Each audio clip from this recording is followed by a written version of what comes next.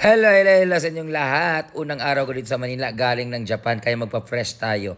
Kung napapanood nyo itong video na to, ay matagal na to kasi nga restricted ang account ko. So ito, pupunta kami doon magpa-facial pero tingnan nyo naman, nakaangkas lang ako kasi wala kami mabook na angkas. O di ba? Nandito na kami ulit, ang bilis-bilis kaagad. Renda Aesthetic dito sa May Marikina, tapat lang po ng parang municipal hall o barangay hall.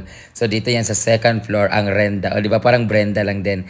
Meron din silang branch sa Osaka, Japan. So ito ang Renda Aesthetics Beauty Salon and Spa. So mag-umpisa na tayo. Higa na tayo pero syempre para relax ang ating paghiga. Pero dapat tayong kulambo. So tapos na kami mag-facial, mag-basic facial niyan. So ito ginagawa na sa akin yung carbon na tara sinusunog nila yung mukha ko para mamatay talaga yung mga mikrobyo, di ba? Oo, ganyan po hindi ko alam. Nangangamoy sunog na yung mukha ko dyan. Anyway, meron silang mga basic facial, meron silang eyelashes, meron silang eyebrow, microblading, mga ganon. Meron silang laser sa kilikili, meron silang laser kung saan makapal ang buhok. Basta, kung saan nyo gusto magpatira ng buhok, ay may laser sila sa kilikili. So, ang pinagawa ko lang yung mukha ko kasi mukha ko lang naman talaga ang masagwa. Charot lang. So, tapos na kami mag-basic facial. So, dyan na kami sa carbon. After that, dito na sila, naglagay na sila ng mask kasi wala lang, nilagyan lang nila, charot. Nilagyan na ng mask kasi para mas, ano ba yung nilagay dyan? Kasi may basain siya, ang lamig-lamig dyan eh. Tapos after that, nilagyan nila yung mata ko ng something like parang, ano siya, cover siya, o di ba?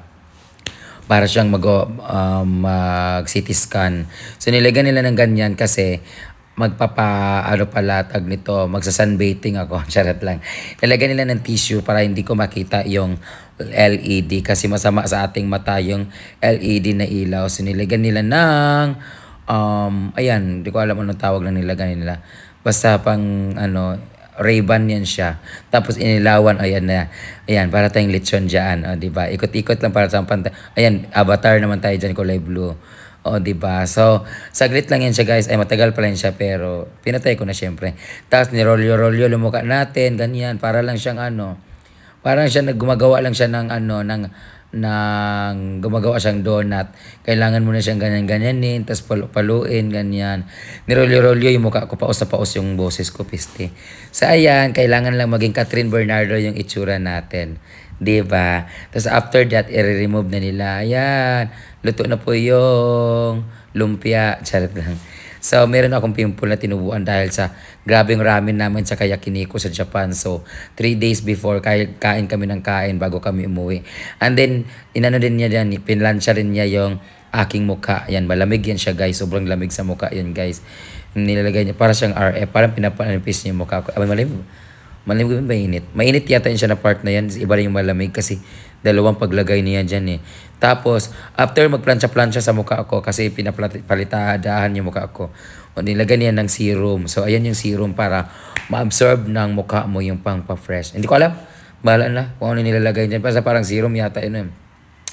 Hindi ko alam kung para saan yung serum. Basta nilagay niya para para ma-revitalize, revirginize yung ating mukha. O, diba? Ang saya ng pimple. Ang kati-kati niya kasi tinatamaan lagi ng kanyang plansya na ginagawa. So, ang sarap sa mukha talaga yung ganyan. Nakaka-fresh talaga. And then, ang problema ko nito pag uwi, naka-helmet din ako. So, naka-mask na lang ako para hindi masyadong maalikabukan ng aking mukha. After ng serum, may nilagay din siya na puti. Hindi ko alam kung ano yan siya. Yan yung mga gustong-gusto ko yung nalagay ng puti sa mukha. Charot lang. So, after that, magtatanggal siya ng ilalagay niya yung hindi ko alam kung ano yung nilagay niya. Basta naglagay lang siya ng puti dyan. So, hindi naman yan sunscreen. Kasi ang sunscreen, alam ko, last na yung sunscreen, nilagay niya eh.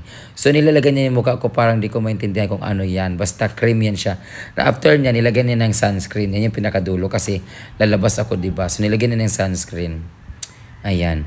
Ginamit siya ng parang spatula na maliit pang ice cream. So, nilagay niya yung cream yung aking mukha kasi yun na yung pinaka-finale na ilalagay niya.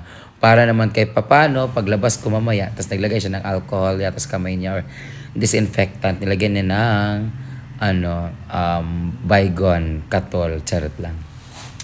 So, ayan, napapatirik talaga ang aking mata sa paglagay niya kasi Ang sarap talaga sa mukha niyan guys. So sa lahat ng mga gustong magpa-pamper ng kanilang sarili dyan sa Japan, sa Osaka lang po yan sila.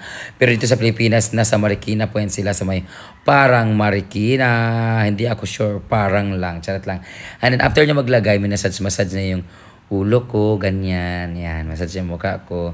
Tapos yan, hanggang sa tenga, ganyan.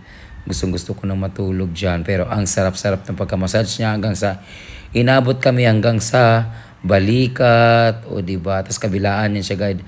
Ang sarap-sarap talaga ng ginawa ni ate sa akin.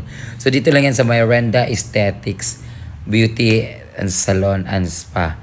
Diba? Ang sarap-sarap guys. Kaya sa lahat ng mga gustong pumunta dyan, hanapin nyo lang po ang kanilang Facebook page at tingnan kung ano yung mga services na ino-offer nila.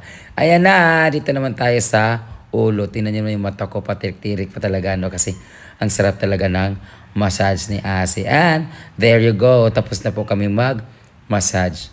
Diba? Hindi pa pala tapos. Dito pa pala sa noo. Ilan pa siyang padiin-diin sa kanyang kamay. Pak, ganyan. Diba? Tirik ang mata ni bakla. So tapos na tayo guys. Ayan. Maraming salamat ate.